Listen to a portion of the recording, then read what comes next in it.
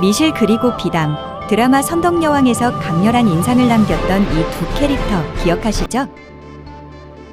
미실은 드라마에서는 신라의 모든 권력을 뒤에서 움직이는 거의 그림자 여왕처럼 등장하죠. 하지만 실제 역사서 기록은 어땠을까요? 미실은 정사인 삼국사기와 삼국유사에는 등장하지 않으며 필사본 화랑세기에만 상세히 기록된 신라시대의 인물입니다. 화랑세기는 진위 논란이 아직까지 뜨거운 기록이죠. 화랑세기 필사본에 나타난 미실의 주요 내용은 다음과 같습니다. 그녀는 색공지신의 혈통으로 미실의 목에는 대대로 왕에게 미모와 교태로 총애를 바치는 색공지신 계열이었고, 미실 자신도 진흥왕, 진지왕, 진평왕 등 여러 왕과 관계를 맺으며 권력을 누렸습니다. 공식 남편인 세종공예에도 제5대 풍월주 사다함, 제7대 풍월주 설월랑 등 여러 풍월주와 깊은 관계를 맺었으며 이들을 통해 화랑 조직에도 큰 영향력을 행사했다고 기록되어 있습니다. 색공지신? 색즉 시공도 아니고 그게 무엇하냐? 에이, 알면서. 성적인 봉사를 바치는 신하?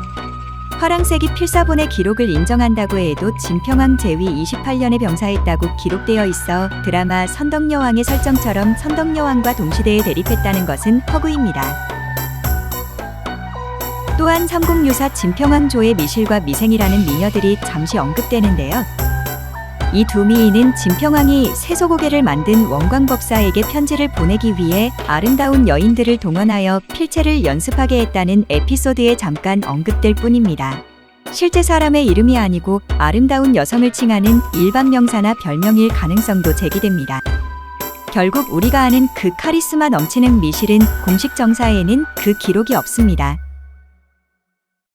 그렇다면 비담은 어떨까요?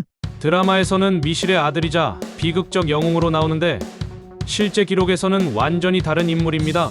비담의 출생 연도는 알 수 없지만 선덕여왕 제2 말년에 최고 관직인 상대 등의 자리에 있었던 것으로 보아 당시 신라 귀족 사회에서 충분히 권위를 가질 만한 연장자였을 것으로 추정됩니다.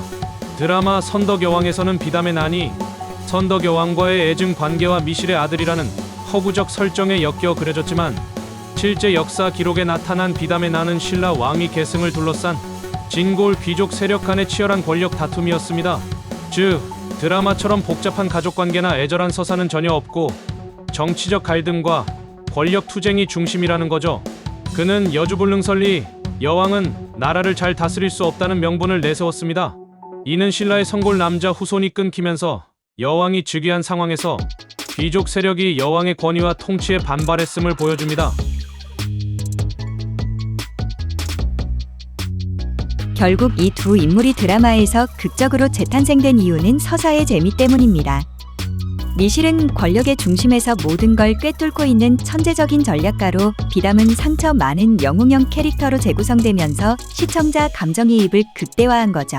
역사적 근거가 약하더라도 극적 긴장과 캐릭터 드라마를 위해 필요한 설정이었기 때문에 이런 변화가 자연스럽게 이루어진 겁니다. 오늘 이야기를 정리해보면 미실은 기록상 실존 여부가 불명확한 인물이고, 비담은 반란을 일으켰던 정치가였다는 점, 그리고 드라마는 이 둘을 완전히 새로운 캐릭터로 재탄생시키며 극적 재미를 최대한 끌어올렸다는 점입니다.